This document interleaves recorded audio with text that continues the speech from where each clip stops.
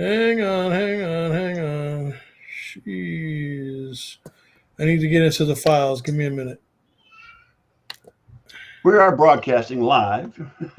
Elliot's working on a technical issue, but we are here live. And let's see. Oh, I know what the problem is. What's the I'll problem? have that resolved in just a sec. Okay. That's the problem. Something was not plugged in. Is that what you're saying? Oh, there you go.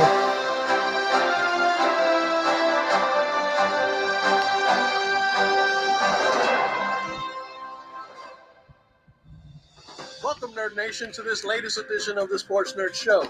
We are a collection of sports nerds whose mission is to bring you as much sports talk as time allows over the next 6 hours. We will strive to be highly informative and equally as entertaining over the next hour. We must warn you that there may be some cuss words along the way. But we don't give a damn, because that is the way most humans in the real world tend to talk, and we, the sports nerds, are no exception. So without further ado, Nerd Nation, sit back, relax, and enjoy the ride as I present to you the founder and host of this crazy-ass show, Scott, the Sports Nerd Wright. Hello, everyone. Well, sorry about that. That was a little premature there. Hello, everyone. Welcome to another edition of the Sports Nerds, proudly streaming 3 times a week on the Sports Nerds Network. I am your host, Scott, the Sports Nerds Wright, and along with my co-host, Mr. Elliot Big E Lamba, John Olsen, who's not here, Ken, who's not here. We've got Ron Gallo in to talk hockey, and our newest Mr. Professor Wayne Lynch is here with us tonight. Gentlemen, how we doing? Happy Sunday. What's new? What's exciting? Ron, you mow your lawn after the show. Don't forget to do that. Other than that, we're doing good, guys. How y'all doing? I am doing great. Sure you are, because you're about to go on an airplane to Puerto Rico. That's why.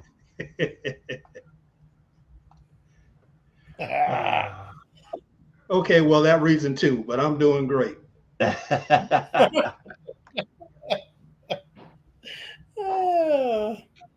Too funny. It's pretty warm where you are too, Scott.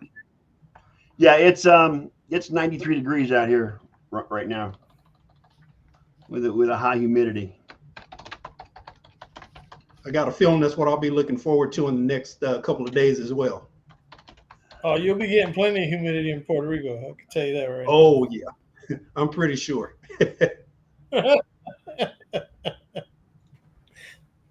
I don't feel none of that out here because it's a dry heat. You know what I mean? Hey, I'm in the high desert in California, so 94 is 94, not 114 with that humidity. It's all about the heat index, though. Wherever that heat index is sitting, that's what you got to worry about. Oh, no doubt. All right, so Ron, you're here. What do you got to say about last night's game 1 with the Panthers and the Oilers? I mean, the Panthers, their goalie stood on his head for most of the game, didn't give up a goal, and the Panthers ended up winning 3-0. I've always said that teams have to improve round after round after round. And I know John is a big cheerleader for the Edmonton Oilers, wants to see them do well. I think that this series will go long. It won't maybe go 7 games, but it's certainly not going to be done in 4 either. Edmonton had their opportunities, but you're right, Bobrovsky was sensational. And the biggest thing is that he shut down the entire lower third of the net. And if you cannot elevate on Bobrovsky, you're not going to score on that man. Right. He simply has left nothing between the 5-hole, and he's got only 1 goal against low glove, and I think he's only got 4 low blocker. Everything else has to be shoulder high, and they only really had 1 good scoring opportunity last night on a power play where it was an elevated shot and it actually went over the net. Mm-hmm. But certainly there were some opportunities for the Edmonton Oilers. I think Edmonton I mean, just look at the chin of Connor McDavid. Yes, they took it on the chin. He definitely did. The Florida Panthers, we've known this for a long time. The Florida Panthers are bringing size and aggression to the ice, and that proved to counteract the skill set that the Edmonton Oilers are able to bring. Edmonton Oilers couldn't score on the power play. They did hold the Florida Panthers off the score sheet as far as power play goals go as well. But the better goaltender, this is what it's going to come down to. Because, I mean, you look at Barkov, the defenseman, the captain for the Florida Panthers, his job is not an easy one. He has to shut down Connor McDavid. And right now in games 1 and 2, you do have Florida with the advantage there because they can line match whatever Edmonton's putting out because they get last change. So when you look at it, things kind of get balanced off up front. So where are you going to win or lose the game? It's going to be between the pipes. And unfortunately, Stuart Skinner, 11 goals have been scored against them on the first shot of the game. And that's not a good stat because you're starting behind the 8 ball right away. You've put yourself down 1-0 and you haven't even got the game started, the game not rolling yet in your favor. And it's unfortunate because if you think about the 1-0 goal for the Florida Panthers, it came after 2 great scoring opportunities for the Edmonton Oilers. In fact, there was a scoring opportunity that went the other direction, and Connor McDavid, he actually got beat because he was at the tail end of his shift, and that 3-way passing play into the back of the net where they stretched out the entire defense for the Edmonton Oilers and left Stuart Skinner out high and dry. Edmonton tried that later on. Bobrovsky had the answer for those. Edmonton's on a power play. This is that opportunity that I talked about where they lifted the puck up over the net. Power play expires. Florida Panthers go down the other way and make it a 2-0 game. Third goal is an empty netter. You can count it. It doesn't matter. In the playoffs, it doesn't matter if you win 1-0 or 11-2. The bottom line is the Florida Panthers are now 3 wins away from the Stanley Cup.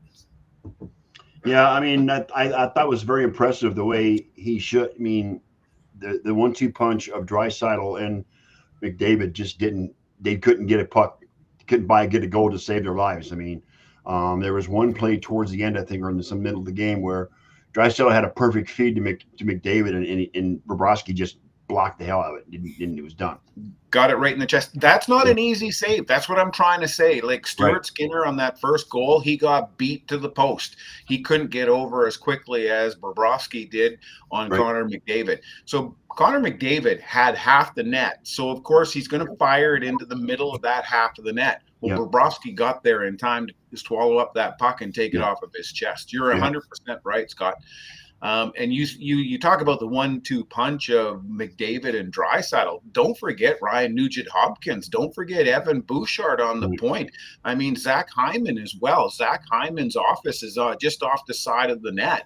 He likes to set up just by that goalpost and just tap anything in that kind of comes his way. But there was nothing going across. There was nothing going across the slot. Nothing in front of the crease. Bobrovsky was getting it, or the defensemen were clearing it away.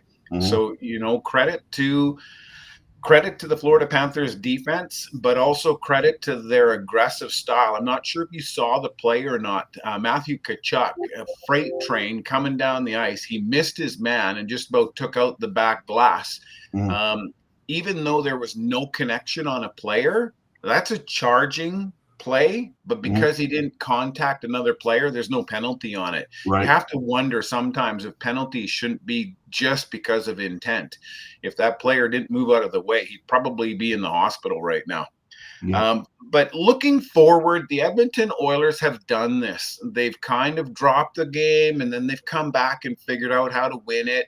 And they've gone back and forth, and then when they can win 2 in a row, that's when they kind of take over the control of that series. So we'll see what happens on Monday night, because the Edmonton Oilers have got to get something behind Bobrovsky. No question, they've looked at tapes now. They've heard from a lot of people. Wayne Gretzky was on the Canadian broadcast last night during the first intermission, and he talked about a couple of things. He did talk about, how the Edmonton Oilers have a lot of history. I mean, certainly he helped to shape the Edmonton Oilers squad with the 4 Stanley Cups that he won while he was in that Northern Canadian city.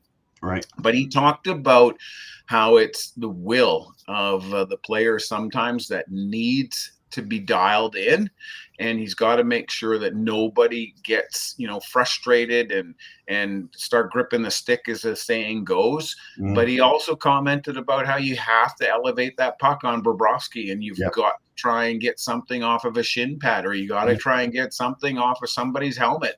But it's not going to go in clean right now off of Bobrovsky. You've got to find a way of making it work. And Wayne Gretzky, a lot of people listened to him, and Wayne Gretzky went on to talk about Barkov and just what he brings to the game. And after the game, Barkov was told what Wayne Gretzky had to say, and he realizes that that's a bit of an honor. Wayne Gretzky shaped the game of hockey. He's the one that brought hockey to these Sunshine States of California. He never played in the state of Florida, but certainly once you saw that the Los Angeles Kings could flourish and the Anaheim Ducks showed up and the San Jose Sharks and everything else, it was a no-brainer to try and put hockey into some other markets that are not traditionally hockey markets. And they've done that in Tampa Bay and Florida. Look at Florida. They've been to the Stanley Cup Finals now 2 years in a row, 3 years in their history. Well, the whole state of Florida, count the last 3 before that with the Tampa Bay Lightning. Correct. Yeah, 100%. I mean, Tampa Bay Lightning has got 3 cups since Canada last won their cup. Montreal Canadiens won the cup in 1993. And that's something else that Wayne Gretzky said. We're getting tired of hearing this as Canadians. So, I mean, obviously, a lot of Canadians are cheering for the Edmonton Oilers just to get rid of that stigma. A lot of times we talk about the stigma of the President's Cup trophy winners, the New York Rangers this year, and how it's really hard to be able to do anything when you've got everybody gunning for you. Well, they made it to the conference finals, though, so that was something. At least they got to the conference finals. Yeah, no, that's true. You know, at least they didn't get bounced in the first round or anything like that. But this is twice now in 3 years where a Canadian team has made it to the Stanley Cup Finals. Hopefully, something will happen. I think it's only 6 times in these 31 years that we've had a Canadian team into the Stanley Cup Finals. Vancouver Canucks have been there twice. They were there in 1994. They were there in 2011. Calgary was the team that the Lightning beat in 2004 too. So I mean, there you go. Yeah. So, Calgary's been there. Montreal was there in 2021. And unfortunately, that's a series to forget because Tampa Bay Lightning really did a number on them. They smoked them. They smoked them. Yeah. I got a question for you, though, regarding the goalie for Edmonton. Those goals last night, where the hell was Nurse on defense? He and I can't remember the other guy's name right now. It escapes me. I think they said they're like -11 or -15 or something like that when they're on the ice together. Yeah. So one of the things I want to point out is that Eastern United States don't get to see a lot of the Edmonton Oilers games. They probably didn't stay up late to watch them even through the Stanley Cup run that they've had where they took on the Los Angeles Kings and then they went on and defeated the Colorado Avalanche and then the Vancouver Canucks and then the Dallas Stars. But what a lot of people are noticing is that Darnell Nurse and it's Ceci, the guy, his partner is Ceci. They're on the ice a lot for goals against right now. And that's really hard to fathom because Darnell Nurse is actually a really good defenseman. But the book is open on him, apparently, because he was -2 last night. He was on the ice for both of the Florida Panthers' even strength goals. Well, he might be good, but he absolutely has not shown it, especially in the last couple of rounds in the playoffs. No, absolutely not. I mean, Connor McDavid still leads all point getters with 31 points. Leon Draisaitl is 28. That's why Scott's talking about that 1-2 punch. The defenseman for the Edmonton Oilers, Evan Bouchard, with his Bouch bomb, he's got 27 points. And then you start getting into the New York Rangers. But then again, Ryan Nugent-Hopkins is tied for 4th with 20 points. Matthew Tkachuk is the first Florida Panther to come up with points. He's tied in 6th place with Alexander Barkov. Yep. And then Carter Verhaeghe is right there. So when you look at the top 10 right now, Vincent Trocheck and Mika Zibanejad are out. because they're with the New York Rangers. That leaves 8. And of those 8, only 3 of them are from the Florida Panthers. You would think that the favor is with the Edmonton Oilers, but this is what I'm talking about with the skill versus the grit. And the Florida Panthers are really bringing the grit. And Edmonton's going to have to figure that out. Yeah, John's in the chat. He says Darnell Nurse is Donovan McNabb's uncle. And again, well, actually, he's Donovan McNabb is his uncle. I'm sorry, the other way around. Yeah, but like I said, like the problem is that there seems to be an open book right now on Darnell Nurse, and sometimes when you bring in a brand new goaltender, I think of Sheloffs for the Vancouver Canucks. All of a sudden, you have a goaltender that nobody really has a scouting report on, and that goaltender has an opportunity to really do something and make a difference. And Sheloffs did that for the Vancouver Canucks for the most part until injuries did finally play a role for the Vancouver Canucks. You look at now Bobrovsky, he's been around for a number of years. And so there should be a book on him and how the Edmonton Oilers missed that. I mean, they had 3 breakaways last night, and they just put it into the lower pads. Mm-hmm. Yeah. Tim's in the chat too, Wayne. What's up, big brother? Sit him and his $9 million. John says, sit him and his $9 million a year. Who cares? Go Oilers forever. Yeah.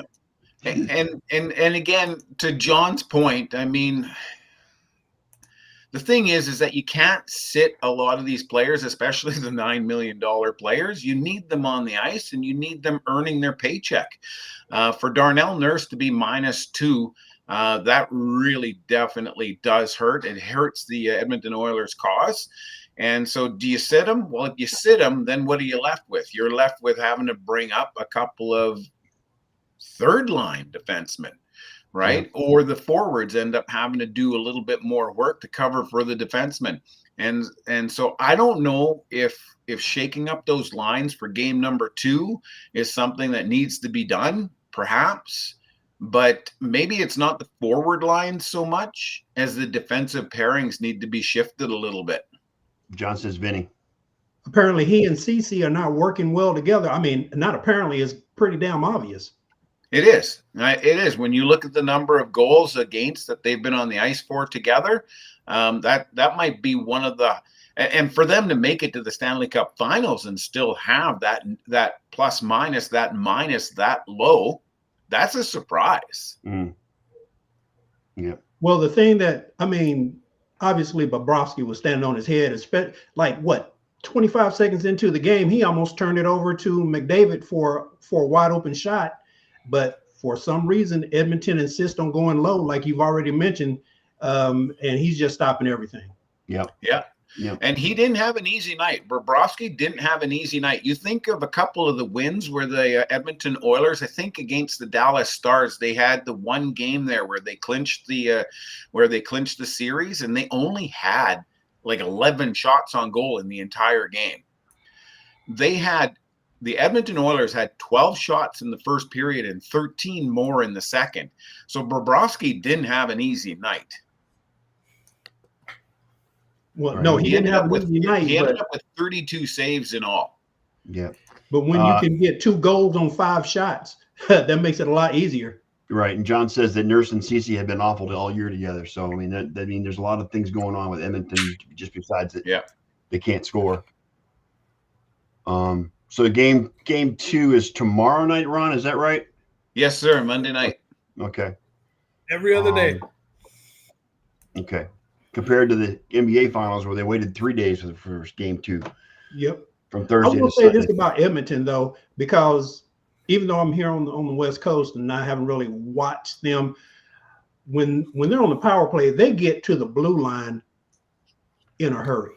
Yeah. They have no problems getting into the offensive zone. They have no issues. McDavid and Draisaitl, they just once they got there, they just got shut down. Yep. Yep. And I will say Florida took over the second half or the second half. Their power play, The Edmonton Oilers power play is extremely strong. It's very potent. But last night, the Florida Panthers were able to keep them to the outside. And whenever something was coming through the seam, they were able to get a stick or a body on it. So, you know, they have bought into the sacrifice on the penalty kill for sure. You talked about every game being every other night. That's not true. When they do switch from Florida to go back to Edmonton, you got to remember, this is the longest distance between two opponents in the Stanley Cup Finals ever. And so they're giving 2 days for travel. There will be no games on Tuesday or Wednesday. Yeah, they'll be back on the ice Thursday. Yeah, it's about 3,000 miles between Sunrise and Edmonton. So I think it's 27. But 2,700. Yeah, 3,000. Yeah, it's the biggest distance. Yeah. Yeah, what's 300 miles between friends? Right. Yeah. That's John. He drives like it every day. Well, yeah. I mean, I certainly hope the Oilers can put up a better fight on tomorrow night as opposed to what they did last night. Because I mean, if they can't, this may end up being a shorter series than we thought. I don't know if it was their fight because I mean, like I said, they had lots of shots on goal. The problem was their execution. Yeah. Yep. Oh, hang on a second. Here he comes. That would be Mr. John G. Olson. Couldn't stay away, Johnny. There's an Olson sighting. Ask me how much of that game I watched last night. How much of that game did you watch last night, John? 0, huh? You watched the highlights. You mean you watched as much as Edmonton scored? Bro, I'm not watching it, man. No, I'm not. I can't do that to my heart. I checked when it was over. 3-0. Okay. he's gonna have an ulcer if he watches it live. I know that for sure. Yeah. Kind of like with Buffalo. Yeah. When he turns beet red and he looks like his head is gonna explode. Yeah, I don't know, man. Go Oilers forever, but I'm not. How's your John, bird going, John? I can hear him in the background. Hey, John.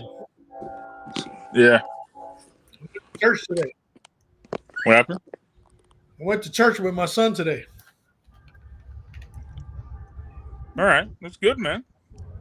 Mm-hmm. It was a good Long service. day of the week to be going to church, but you know, we'll get into that down the road. Sunday. Sunday's the wrong day? Oh yeah, man.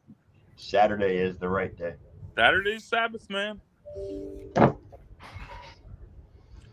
They don't have a service on Saturday. Got to go Sunday. Yeah.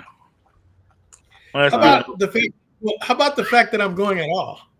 Oh no, that's what I mean. It's good, bro. And I got a friend of mine who was like hardcore atheist, you know, and then I started going to church. He's going to church on Sunday. So I told him I'd give you a couple of years before I really start harassing you about that. So yeah. Yeah. The fact that he's going is good enough. So yeah.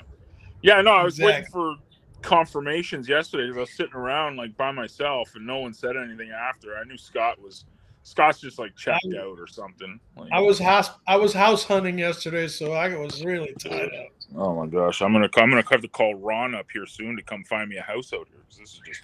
This is stupid here. This is ridiculous. So we went. There was a thing that got on the market. I went and saw it today. It's already sold. Like 12 hours. These things are getting sold out here. It's stupid. So welcome to my pain and. At least you've got buyers. We've got listings, but no buyers. Oh, it's so much, dude. Well, that's what everyone's doing. People are selling in BC, and they're mainland BC, and it's like lower mainland, and it's like they're getting $1 million for their house, and they come out here and buy a house for $400,000. They have $600,000 in their pocket, and they're living like kings out here. So it's like everyone's coming from BC now to come out here. So weather sucks, but it's cheaper to live. So yeah, I had friends out in Jasper doing the Grand Fondo Jasper, and it was cold. It was cold. Oh yeah, dude. Today was really cold for June. I mean, it was nice last week. Yeah, send somebody this way, man. Shit. Yeah, it's looking 107 degrees right now. Yeah, that's crazy. Send it up here anytime. We're waiting for summer. I'll trade you a few degrees. on Thursday, you guys must have previewed the NBA finals. Yeah, we did. Yep. And then We now did. they haven't played Friday or Saturday. Game 2 is tonight. So Right. did you guys expect Well, they Boston couldn't to play win that one? They couldn't play. They couldn't play Saturday because it would have conflicted with the hockey game. Yeah. Hockey. Yeah, I guess. I don't know. Well, But I don't know. anyways, I mean, did you guys see Boston taking the early lead in that series? I saw the scores. I wasn't watching the game. I was keeping up with the score. And when Boston was pulling away like that, it's like, oh my God, this is gonna be over at halftime, and it was over at halftime. So, But then again, Actually, Dallas went no, on a it was 35-4 over. run. yeah, they got within 8 points. You're right. They did get within 8 points at one point in time, but then Yeah, Boston went on like and a then 13 they or sent 14-0 run, and they that was sent it. Luka. Then they sent Luka to the bench, and they went on a 14-0 run. Yep. Yeah. So, Look, I think they'll be more prepared tomorrow night. You know what the difference? You know what the difference in that game was? What's that? Boston outscored them by 33 points from the 3-point line. Period. That's it. That's your ball game. You get outscored by 33 points from 3-point range, and Luka only had 1 assist. And Kyrie only had 2. Nobody was hitting shots. I think they made 6 3-pointers and Boston made 17. Yep. 33-point difference. They only lost by Kyrie 18 had or 2 21. assists. Yeah. Kyrie had 2 assists. Luka had 1, so 3 total between the 2. Kyrie had 12 points. superstars. Kyrie needs to change his Is that a moccasins. case of Boston doing like what Florida did to Edmonton, though? Is that a case of Boston just making sure that they're in the face of the point getters? I would say that Boston they had wide open shots. They had wide open shots. They just weren't hitting anything. Boston came out defensively guaranteed to make sure that Luka or Kyrie wasn't going to beat them. Somebody else was going to have to beat them. Look, when the team is getting 25, when your team is getting 25 shots up from 3-point range, that has nothing. The defense has nothing to do with that. Because they're still taking 25 shots, and usually when you take 3-point shots, you're pretty much open. So Boston's defense wasn't great. Boston's defense wasn't great at the 3-point line, but their offense was, and that was the difference in the game. Yeah. I expect a much different. I expect a much different game tonight. I do too. I think Luka and Kyrie will be more ready tonight than they were the other night. So, and guess what? Porzingis shot out of his mind in that first half. He ain't doing that again. He ain't doing that again. Not bad for a guy who hadn't played in 40 games. You say he's not doing it again. However, if he does it, because he had midgets guarding him. No, geez. So all he had to do was stand there and shoot the ball. He might as well have been not being checked at all. Yeah. You say he won't do it again, but if he does do it again, it's going to be interesting for Dallas to see what they try to do to combat it. Well, what they did to combat it in the second half was they put Lively on him instead of the smaller players. Right. That's it. Because he had 18 at the half, and I think he finished with what, 27? Yeah. No, I think he finished with 21 or 20 points in 21 minutes or 21 points or 20 points in 21 minutes. He had 18 points in the first half. I don't know what he did in the second half.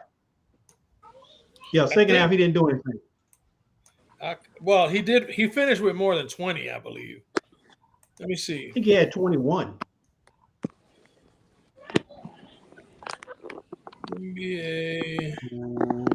But the fact that he played defense and was blocking shots as well, so he had a pretty decent all-round game coming back. Okay, so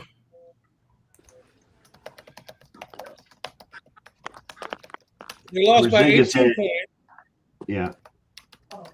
And Porzingis. Is he doing math? He had Minnesota. He had 29 he minutes. did finish with 20, so he only had 2 in the second half. Yeah, he had 20 and 20 for the game in 29 minutes, almost 30 minutes. But 18 of them were in the first half. Right. Which when they shut him down in the second half. Because they put a taller guy on him. That's why. Yeah, probably. Okay. Gotcha. He was being checked by Kyrie Irving and the other small guy, the guard that was in there. Well, I didn't think this guy. I think they may have gone into that game thinking he wasn't going to be that effective because of his layup, because of the layoff. But guess what? Well, that's if you leave me open that much, I'm going to make points eventually. So I mean, come on. And that's where thinking becomes an issue. Right. It hurts to think. Yes, it does, John. You are correct. In more ways than one. Yeah. So no, I'm bored to death with the basketball, and I'm sure you guys have talked baseball. And Ron already talked hockey. Nope. So no, not at we all. haven't touched baseball yet. Okay, thank God. What were we talking hockey though? Because I heard Ron was saying about Nurse and Cece, and that kind of caught my attention. Like, because it's painful.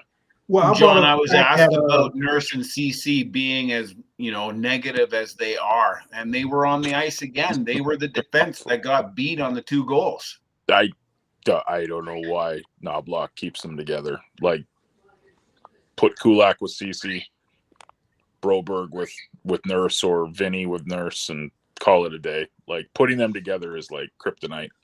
And that's what I was telling Wayne, is that you don't need to shake up the forward lines. I think you need to change up the defensive pairings. Yeah, it's pretty bad. Like, that's the running joke with Oilers Nation throughout the years. Like, putting Nurse and CC together is just like a recipe for disaster. I don't know. They don't play well together but they are always together. It's weird. Anyways. Well, I know they gave the stat last night, and I can't remember the exact number. I wasn't really paying attention at that point in time, but they said, like, with them on the ice together, that is like a -11 or a -15 or somewhere in that. And I'm like, good God, can't you split these people up if it's that bad? It's bad. It's bad. It's really bad. But, I mean, Knobloch has shown to be able to do things like that. If you think about Stuart Skinner, he made Stuart Skinner sit for 2 games against the Vancouver Canucks and then brought him back when he figured he was rested.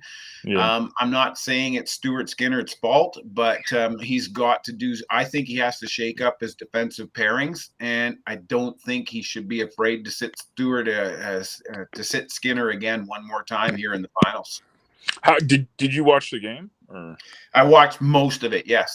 How was Skinner? Did he look okay, or was it just like cheap? He got beat on the first shot on goal again, but again, it wasn't really his fault. I mean, Florida did a good job of spreading the defense. CC and Nurse. It was Nurse and using all of the ice in the offensive zone, and Skinner just couldn't get from post to post. Because everything I heard, I haven't even watched the highlights, but everything I heard was that the Oilers didn't play bad. They dominated the first period completely and half of the second period. And then I guess Florida kind of found its footing, if you will. And then they pretty much dominated the third period, as they always seem to do, at least in the Stanley Cup playoffs. Was it an empty net goal for the third goal? The third was empty net. Yeah. Yeah, no, when you break it down, it's really unfortunate because the Edmonton Oilers, and I mentioned this off the top of the show, but the Edmonton Oilers had scoring opportunities, like grade A scoring opportunities, and literally within 30 seconds later, Florida had a goal. Yeah, I mean, you're not going to win many Stanley Cup final games scoring 0. So, no. I mean, you're going to win any game regardless of scoring who's 0. in net. I'm pretty sure you're not going to win any. Yeah, exactly. I think you're going to win 0 if you. I think if you only score 0, you're going to win 0. That's just the way math works. Well, just so you know, they could be still playing technically right now. That's basic mathematics. In the regular season, be no math on this show tonight, but that goes by the wayside, right? Why are we confusing you? Are you getting a headache? Yep. All I know is the great song by Billy Preston said, "Nothing from nothing leaves nothing." Right. Exactly. That's what I feel like right now. Sheila says hi and bye. She's having issues with the website, so she's going to take off. Website. Oh, Sheila is having her website. Anyway, but yeah, I mean, I'd like to see Dallas do better tonight. And as far as Edmonton's concerned, go Oilers, John. I'm an Oilers fan. I hate the Panthers. I hate the Panthers, man, because they're arch rival. I was gonna say, yeah, you got a vested interest because the Lightning's arch rival, big time. We hate the Panthers in Tampa. So, well, I just hate I just hate anything that plays in Miami. Okay. But don't they technically play like Fort Lauderdale Sunrise? Sunrise, yeah, Sunrise. Sunrise is still considered in the Miami. Yeah, Greater Miami area. Yeah. It's like Miami suburbs. Nothing worse than the suburb kids. Right. Well, luckily, I got no dog in the fight for either the Stanley Cup or the NBA championship. So, at it. Even if you did, be like me. Just don't watch it. And if they win, they win. I brag about it. If they lose, meh, no big deal. I'm not stressed out.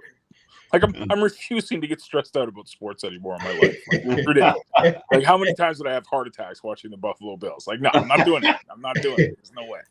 I'm done. I'm finished. I can't handle it anymore. He says that now, guys. Wait till September. He'll be back on. No, dude. I'm literally. I'm not. I don't care. I'm gonna watch. Whatever. I might, if they win, they win. I don't care. I'm gonna do the Robert Arnold method of sports fandom. Oh, expect the worst.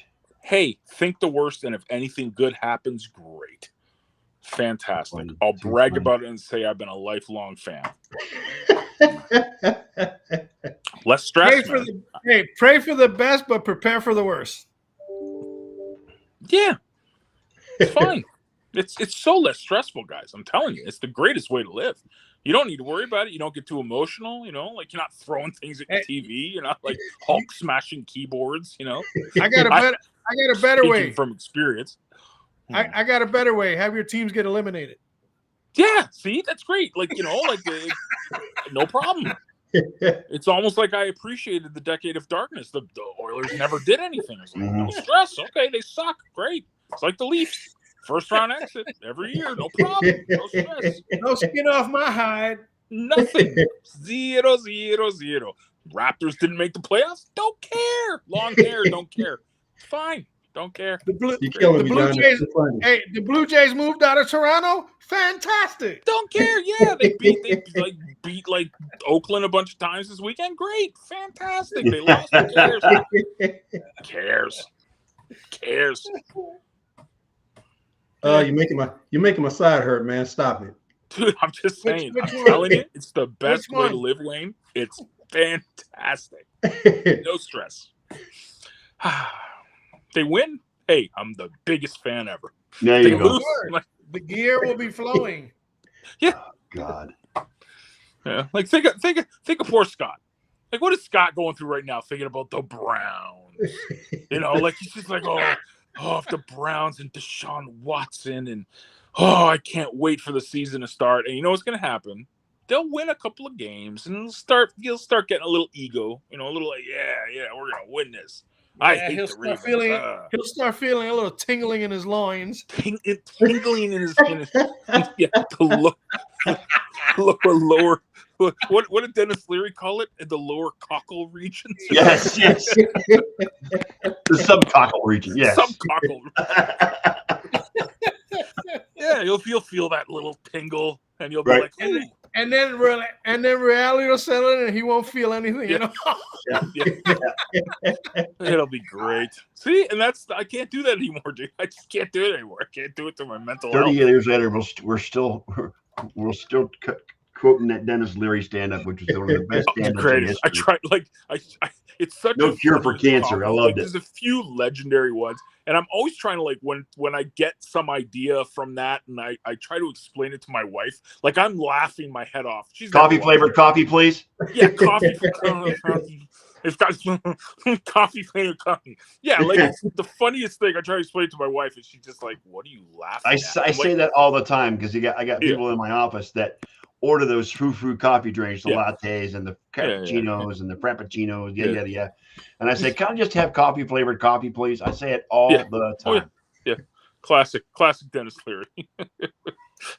I made a bong out of my head.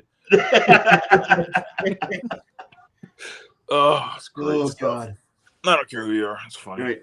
Well, I do have the Guardians going for me this year, John. So the Guardians are playing really it's good. Great. It's like, yes, I wear this shirt just because it fits me properly. That's Don't forget, though, there's still 100 games to go. Yes, I know. But you got the benefit. You got the benefit of playing in the American League Central, which is the worst division in baseball. Yes, I know. Which is usually as good as the NFC South in football. Which is the Chicago White Sox. What are they doing any good this year? I don't know. I couldn't tell you. The White Sox, worst team in baseball. Bro, I couldn't tell you one player's name on any other team other than the Jays, and I only know two guys. Worst team in baseball. Worst team in baseball? Okay. The White Sox. Yeah, the White Sox. Name those two players, John. Vladimir Guerrero Jr. And Bo Bichette. And that's about – I couldn't tell you and any other player. I couldn't even tell you one pitcher. Did you see the Blue Jays let Kevin Biggio go yesterday? They DFA'd him. I don't even know who that is. That's Craig Biggio's kid. Kevin Biggio is? I know his dad. Yeah. He's Craig Biggio's kid. I know Bo Bichette's dad was Dante. Yeah. And that's when I cared about baseball. It's Craig Biggio's kid, John. Yeah. He's Craig Biggio's kid. Yeah, Craig Biggio's kid. Yeah, he got DFA'd. Oh, Hercules. Yeah. Yeah. Where's the fellow grumpy Dallas guy? Where's he? He's in a church retreat. Yes, that's right. Yes. That's when I was bugging you guys yesterday, and he's going to church retreat. And, he was doing laundry. Yeah, that's his retreat. Yeah, perfect. Right. That's all good. Right, like I said, guys, I'm not feeling totally 100%, so we're going to cut it short. Why? What's wrong with you? I've got some stomach issues going on, John, and I'm just not feeling good. But I didn't want to cancel the show like I normally would. We only got 18 minutes left. I know. I got to get out of here, guys. You can do it. I know. I can't. He can duty? Yeah, that's about what he's going to be doing when he gets off here. Yeah. He can dookie. Yeah. Yes. He can dookie. So, sorry for the short show tonight, guys, but we'll be back on Tuesday night at 6 p.m. Eastern. I want to thank John for making it to the show. Hi, Mom. Hey, Mom. Hello. Hey, Mom. Look, it's Mom. Sports nerds. I want to thank John for making it back to the show, at least even on pretty much just for one night. It's good to see you, John. For making a cameo. That beard's getting awful thick. Yeah. He made a cameo. Yeah, cameo. You need to shave that beard, John. It's getting really thick, bro. No. This is You're getting all Grizzly Adams going on over there. This is no. This is good, man. Thank you, sir. And then he's keeping the head shaved. That's even better. Yeah, I got to do that, right? Like it's This is I don't care beard. It's my long beard hair. Hey, he looks like the Big Show. Yeah. Dude, you should Ron will laugh at this. There was a guy on the blockchain today that did an AI image of me, and it had me with the big beard with the Oilers hat on. Ron, I looked like Matthias Ekholm, like literally spitting image. Hey, John, did you see my post about Vim? They shut down. Yeah, I know. Yeah. So. And I took a shot at Hive for that. So yeah. Anyway, guys, I'm getting out of here. Elliot, if you got it queued up, go and play the outro, please. We're out of here. See you next Tuesday night. Songs. May the Schwartz be with you. Yes. Come on, Elliot. Thank you once again, Nerd Nation, for spending part, if not all of your evening with us here for this latest episode of the Sports Nerd Show. Please keep in mind that we do this on a regular basis every Sunday, Tuesday, and Thursday night. And since each night's start time is different, please check on our SNN group page on Facebook for the correct times. So until the next time we come together, Nerd Nation, on behalf of the Sports Nerd and his co-hosts, Ken Koslow, John Olson, Wayne Lynch, and me, Big E, may your lives be filled with all the best sports action anyone human can handle, as well as all the joy it can possibly bring you. And with all that said, good night, Nerd Nation, as the time has come to say, we are out.